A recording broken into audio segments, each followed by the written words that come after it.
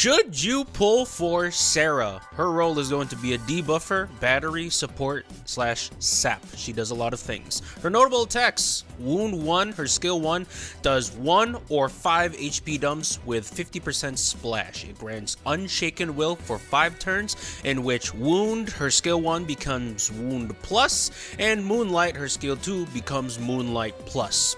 It also inflicts Brave Poison for 5 turns on all enemies. The plus version of Wound AoE dispels 2 buffs from the enemy, and it also increases Party Brave by 20% of HP damage dealt. Moonlight, her skill 2, is either 1 HP dump or 5 split HP dumps. It increases the party's Brave by 80% of her own attack. The plus version increases party's Brave by 50% of the damage dealt. And also, the move is high turn rate. Ultimate Arrow, her EX, it is 6 HP dumps with 3 50% splash. It increases the party's Brave by 50% of her damage dealt, and it also grants the buff Unshaken Will for 5 turns. Paradigm Shift Combo, her LD, it is 4 full AoE HP dumps. It increases the party's Brave by 150% of her own attack.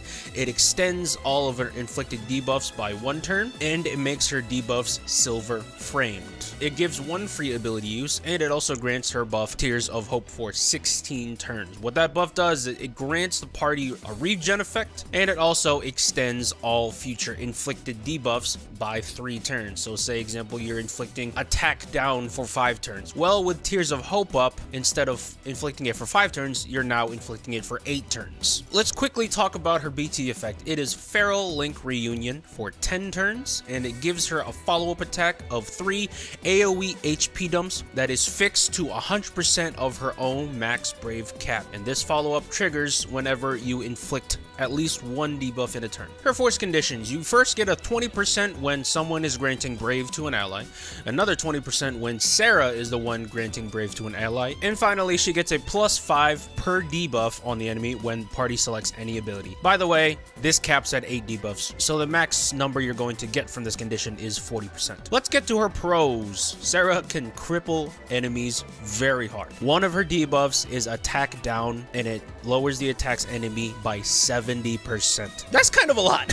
She is a fantastic sub-attacker. She gives great damage, and she gives great support. With her kit, she is powerful enough to easily be your main DPS of the team, but the auras and the support that she can give through her debuffs can actually make her a main support as well if you really need it. More on the support side, the party is almost always going to be loaded with Brave because all of her skills either give Brave at the beginning of her turn, party Brave after the attack, or even both. And also, if that wasn't enough, she also gives the entire party a Brave regen effect. Even if she's not moving that much, you're still going to be recovering Brave every turn. Case in point, more often than not, your Brave numbers in the lower left corner is going to be orange. And since her kit thriving off of debuffs isn't specific to only her debuffs, she works beautifully with any other debuffer unit. For example, if you have Emperor, who gives off a lot of debuffs, Emperor and Serah together, magic.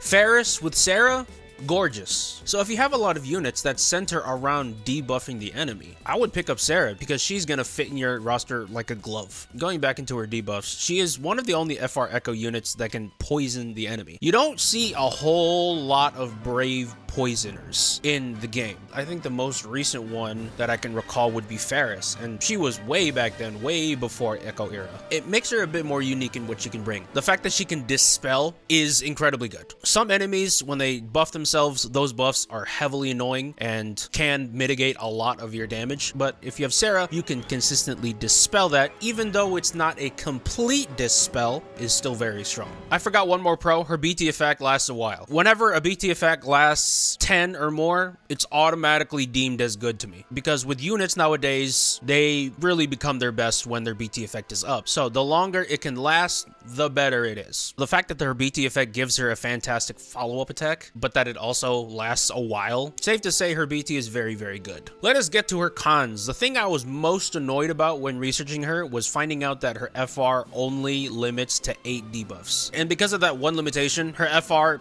is mid. If you're using her as your base, the max amount of numbers you're going to do with her for other party members is going to be 60%, and the max you're going to get from Serah is 80%. While force weapons are now a lot more versatile because you can use them as an echo still, as a base, this is nothing really that good. There are by far better FRs out right now who I would use in a heartbeat over Serah's. Neons, Pinellos, hell, even Tifa's at some point. If it wasn't limited to 8 debuffs and you could scale to maybe even 100 or 120% per attack, that would have been great. That would have been really fun. But the fact that it's only limited to 8 and the conditions themselves are already somewhat limiting, I wouldn't really recommend using it as your main.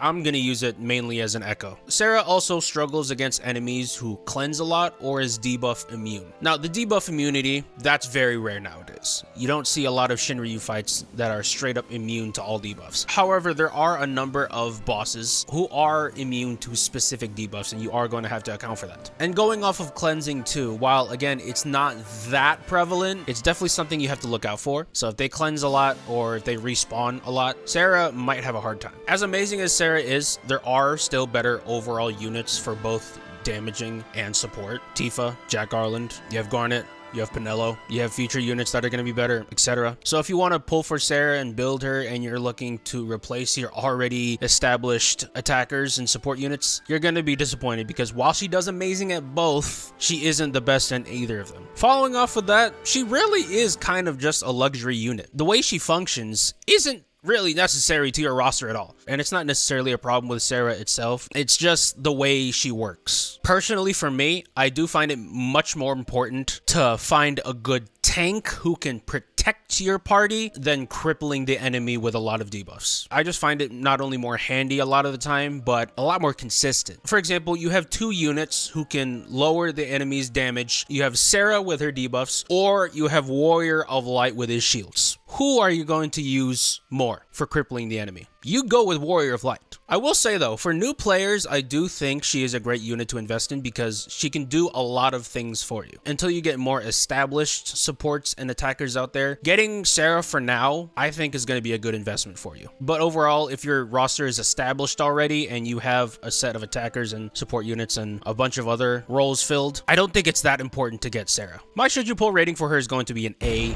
She's really balanced and really strong. However, she does have clear limitations and you're gonna have to account for that when you use her. Thank you guys so much for watching. I will see you guys in the next video. Bye!